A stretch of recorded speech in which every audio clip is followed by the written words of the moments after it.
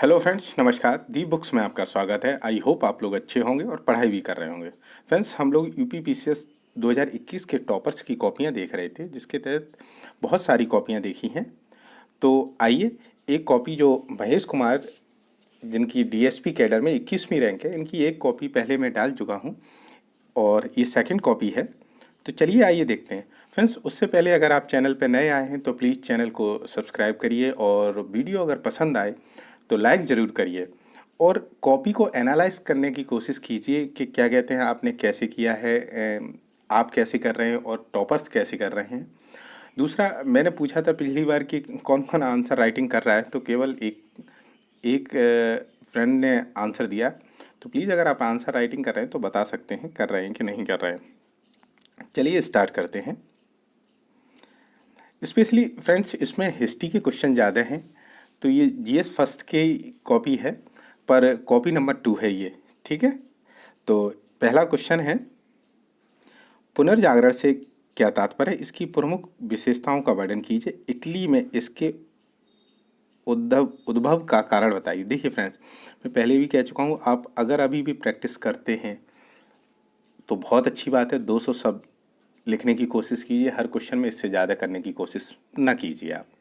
और क्वेश्चन के हिसाब से ही, जैसे इसमें पूछा है तो पुनर्जागरण क्या होता है 4 लाइन में बताइए, इसकी प्रमुख विशेषताएं बता दीजिए, बस इटली में उद्भव के कारण बता दिए। तो सब में थोड़ा थोड़ा थोड़ा थोड़ा लिखना है, ये नहीं है कि आप पूरा पैरा एक बार में ही लिख दें, नहीं। ठीक है, तो 200 में लिखने की कोशिश कीजिए, 200 शब्द से ज़्यादा नहीं लिखिए। चलिए, तो इन्होंने ये पहला क्वेश्चन नहीं किया है इसमें। दूसरा देखते हैं, प्रबोधन काल में दार्शनिकों की भूमिका का मूल्यांकन कीजिए, 125 शब्द में लिखना है। ठीक है, तो जो इनलाइटमेंट का जो पीरियड था उसके बारे में लिखना है, 125 शब्द में। तो इनका लिखा है, 18वीं सदी में आकर पुनर्जागरण कालीन वैज्ञानिक चिंतन मानवता तथा तर्कवाद में परिपक्वता प्राप्त कर ली, जिसे प्रबोधन कहा गया। मतलब बहुत सारे ज्ञानी दार्शनिक हुए, तो जो नए विचार आए उसी को प्रबोधन कहा गया। दार्शनिकों की भूमिका क्या थी इसमें?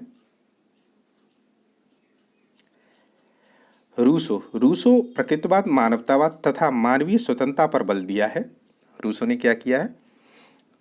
देखिए फ्रेंड्स, ये जीएस फर्स्ट के हैं। अगर आप मैथ्स की तैयारी कर रहे हैं तो इन क्वेश्चनों को लिखने की कोशिश कीजिए और हो सके तो लिखिए और मिलाइए।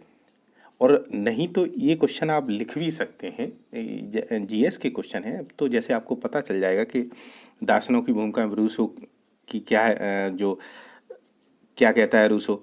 ठीक है, तो रूसो ने बताया कि जिस प्रकार प्रकृति स्वतंत्र उसी प्रकार मानव भी अनाथ है, इसलिए मानव मुक्ति का प्रयास किया जाना चाहिए। बाल्टियर ने क्या कहा है? बाल्टियर के बारे में देख लीजिए। बाल्टियर ने मानवीय स्वतंत्रता पर बल दिया तथा चर्च की कर्मकांडी पद्धति की आलोचना की। तो यही प्रबोधन काल है फ्रेंड्स। क्या है? यही प्रबोधन काल है, जो लोगों में नए विचार आए, लोगों को पता चले कि क्या कर रहे हैं वो, तो यही प्रबोधन काल है। बाल्टियर ने कहा कि एक ही ईसाई बचा था तथा उसने पूरे इसे भी सूली पे लटका दिया। ठीक है, अब देखते हैं मांटेस्क्यू। मांटेस्क्यू ने शक्ति के पृथक्करण का सुझाव दिया। उसने कहा कि शक्ति का संकेंद्रण होने की दर निरंकुशता आ सकती है। सही है, इसके लिए कार्यपालिका विधायिका तथा न्यायपालिका में पृथक होनी चाहिए। प्रबोधनकालीन चिंतन से प्रेरित होकर ही अनेक देशों तथा अमेरिका, इटली में तथा जर्मनी में लोकतांत्रिक मूल्यों का प्रसार हुआ। किसमें? अमेरिका, इटली तथा जर्मनी में लोकतांत्रिक मूल्यों का प्रसार हुआ। तो फ्रेंड्स, बहुत अच्छा लिखा है। आप चाहें तो कॉपी भी कर सकते हैं। बहुत सारी टॉपर्स की अगर कॉपियां हैं और आप सिस्टमेटिक लिख लें कि जैसे जीएस फर्स्ट में, पहले तो आपको पता होना चाहिए कि जीएस फर्स्ट में आता क्या क्या है।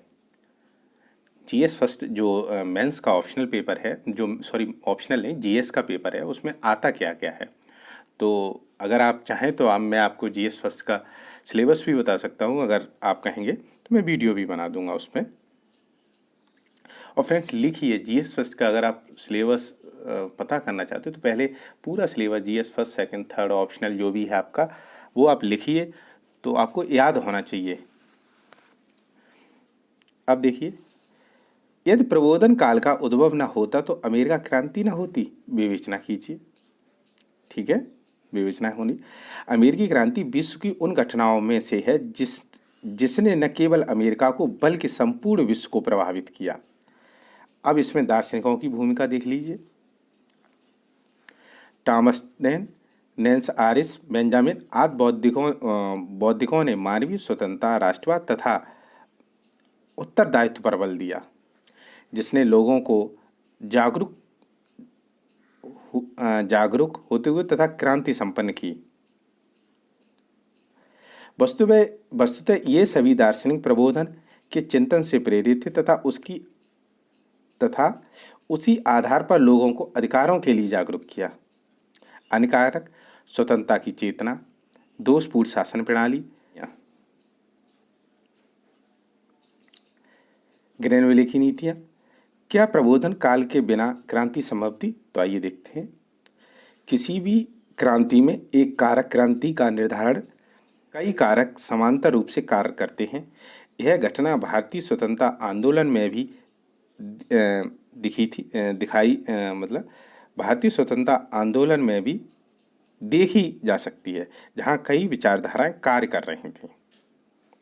वस्तुतः प्रबोधन काल के दार्शनिकों के अध्ययन से वस्तुतः प्रबोधन काल के दार्शनिकों के माध्यम से उत्प्रेरक का कार्य किया, जिससे क्रांति के लिए प्रेरित किया। वास्तव में अमेरिका क्रांति वयस्क होते भी स्वाभाविक तथा अपेक्षित घटना थी। अब देखिए फ्रांस की क्रांति के पीछे निहित कारकों, प्रभावों का वर्णन कीजिए। तो देखिए मैंने आपको कहा था कि केवल 4 लाइनों में लिखना है, इससे ज़्यादा की लिखने मत करिए। पहली जो बेस आपको लिखना है वो 4 लाइनों में कंप्लीट करिए, क्योंकि अभी तक जितने भी टॉपर्स हैं उनकी कॉपियां हैं, उनमें देखा है कि उन्होंने जो लिखा है कॉपी में वो 4 लाइन में कंप्लीट किया। जैसे फ्रांस की क्रांति यूरोप की प्रथम क्रांति थी जिसने फ्रांस के साथ साथ संपूर्ण यूरोप तथा विश्व को प्रभावित किया। बस हो गया। अब कारण लिखने, कारण राजनीतिक कारण, सामाजिक कारण, आर्थिक कारण और बौद्धिकों का भूमिका प्रभाव फ्रांस पर और यूरोप पर, संपूर्ण विश्व पे। तो थोड़ा थोड़ा सा सबके बारे में लिखना है। तो देखिए राजनीतिक कारण क्या थे। फ्रांस का शासन दैवी सिद्धांतों पर आधारित था जो निरंकुश था। शासक संवेदनहीन थे जिन्होंने जनता की इच्छाओं पर ध्यान नहीं दिया। विलासिता का जीवन जीते थे ये लोग। सामाजिक कारण 3 स्टेट में बटा था। प्रथम पादरी वर्ग और विशेषाधिकार युक्त, द्वितीय सामंत वर्ग प्रशासनिक पदों पर, तृतीय किसानों और महाजन वर्ग। कर का बोझ तृतीय वर्ग पर, जो आर्थिक संपन्न तो थे लेकिन सामाजिक समानता चाहते थे। आर्थिक कारण, अयोग्य शासक कर रहे थे कर के नए विकल्पों में ध्यान नहीं दिया गया। सप्तवर्षीय आर्थिक क्षति, व्यापार के अनुसार आय का आकलन, सिद्धांतों का मूल्यांकन। अनेक सिद्धांतों ने उत्प्रेरक का कार्य किया जो समानता, स्वतंत्रता और बद्धता पर आधारित थे। तो जैसे फ्रांस पे क्या असर पड़ा, यूरोप, संपूर्ण विश्व, तो आप आराम से पढ़ लीजिए इसको। देखते हैं नया क्वेश्चन। नेपोलियन की महाद्वीपीय व्यवस्था से आप क्या समझते हैं, यह असफल क्यों रही? तो आप पढ़िए इसको। देखिए मैप बनाइए। मैप अगर आपको आता है तो आप 5 सेकंड में बना सकते हैं, कोई प्रॉब्लम नहीं है इसमें। असफलता के कारण, नीतियों क्या थी, तो ये सारा आपको लिखना पड़ेगा। फिर है अमेरिका में विद्यमान उन परिस्थितियों को रेखांकित किए जिन्होंने उसे भाई के युद्ध में ढकेल दिया, साथ ही इसके परिणामों को समझाइए। 125 शब्दों में लिखना है। देखिए मैप बनाइए तुरंत, अगर आपको मैप पता है तुरंत बनाइए। बस जगह जो है वो इंडिकेट होनी चाहिए कि हाँ यही जगह यहाँ है। तो आप मैप बनाइए, आराम से कॉपी को पढ़ लीजिए।